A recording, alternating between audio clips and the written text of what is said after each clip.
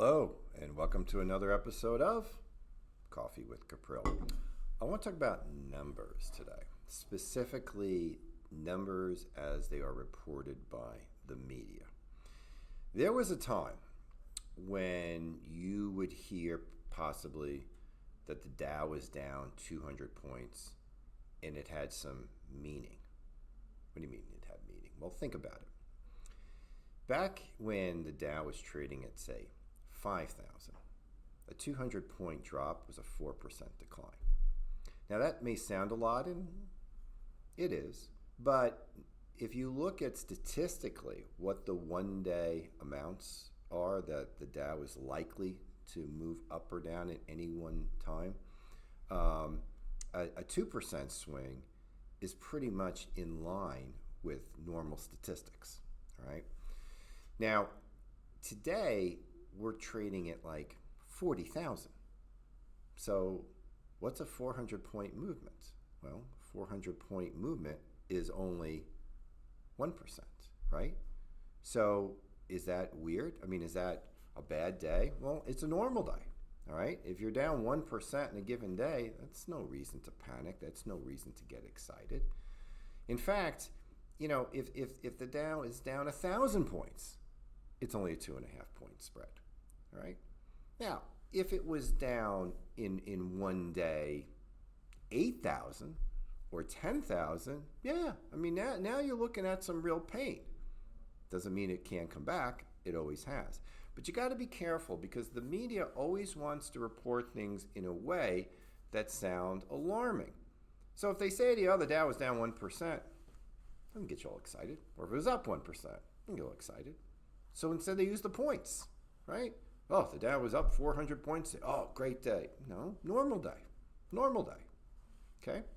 It was up 4,000 points. That's a great day. That means you're up 10%. I want to emphasize this. I know you're probably thinking, well, why is he talking about this percentages? Look, I see it all the time. The media likes to interpret the news in a way that creates emotion in the listener. Why? Because you're more likely to tune in. But it's not necessarily good information. You know, they can put their spin on it any way that they want. Great way to see this is when a news event happens, compare how the various media sources report it. Look at their headlines, and you can kind of see where their bias lies. In my opinion, all media is biased, all right? It's created by humans. Humans have an agenda. There was a time we had no choice but to absorb it because there were very few alternatives. You sat there waiting for the evening news, and there were three news stations, and depending on which one you like, that's the one that you went to. I can't tell you the last time I've watched network news. Now, I've watched cable network news, but what was then the big three, I don't watch them ever. In fact, I don't even watch a lot of cable news. I get most of my news from print. So just be mindful of this when you hear this.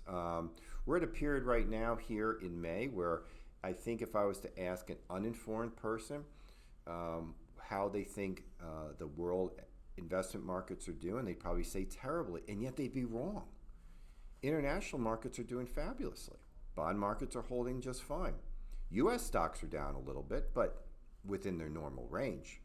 So if you're diversified like you are, you're probably still up year to date. Keep this in mind as we go, all right? It's just the role of the media is to try to get you excited. But numbers, it doesn't matter how many points markets moved. It's percentages that matter. So if you really want to get a good understanding of that, you know, how did the market do? Always translate that back into a percentage because that's really the only thing that matters at the end of the day. Take care.